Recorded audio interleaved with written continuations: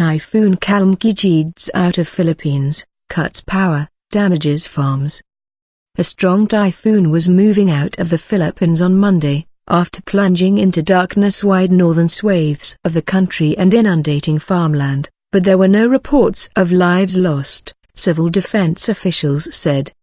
Typhoon Kalmaegi, packing winds of 120 kph, 75 miles per hour, at its center, with some gusts of up to 150 kph, was moving into the South China Sea, and was expected to leave by Monday night.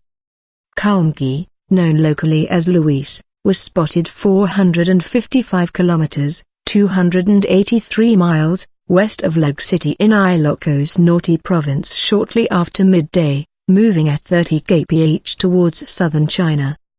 Thousands of people who were temporarily displaced were starting to return home, said Alexander Palmer, the chief of a national rescue panel, adding that no casualty had been reported. Some areas in the north are still without electricity, like Kalinga and Apayao provinces, but our emergency workers are working to restore power, said Palmer, the executive director of the National Disaster Risk Reduction and Management Council.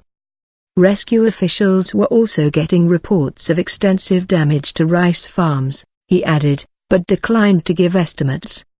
We are still assessing the actual damage, how many hectares were affected and how much was lost, Palmer added. About a fifth of rice output and just under a third of corn production in the northeastern province of Isabela are at risk of being damaged or destroyed by the typhoon, its governor, Faustino Bodjidi, said. Before the typhoon, the Cagayan Valley region, of which Isabela forms a part, was forecast to produce 341,540 tons of unhusked rice, or about a tenth of projected national output, in the July to September quarter, the national statistics body said. Its third quarter production of corn was projected at 520,235 tons, or about 22% of the national total.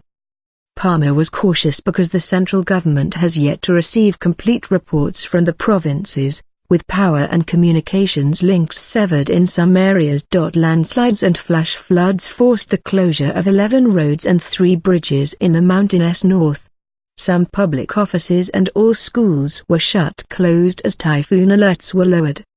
43 domestic flights were grounded by civil aviation authorities while the Coast Guard halted ferries and fishing boats from putting to sea. It was a miracle, Amy Marcos, daughter of former dictator Ferdinand Marcos and governor of Ilocos Norte, said in a radio interview. We survived a strong typhoon with minor damages. There were heavy rain and strong winds, but we have no casualty. In the central Philippines, 3 people died and 113 were rescued when a domestic ferry sank on Saturday after suffering mechanical trouble 6 miles off San Ricardo in southern Leyte province.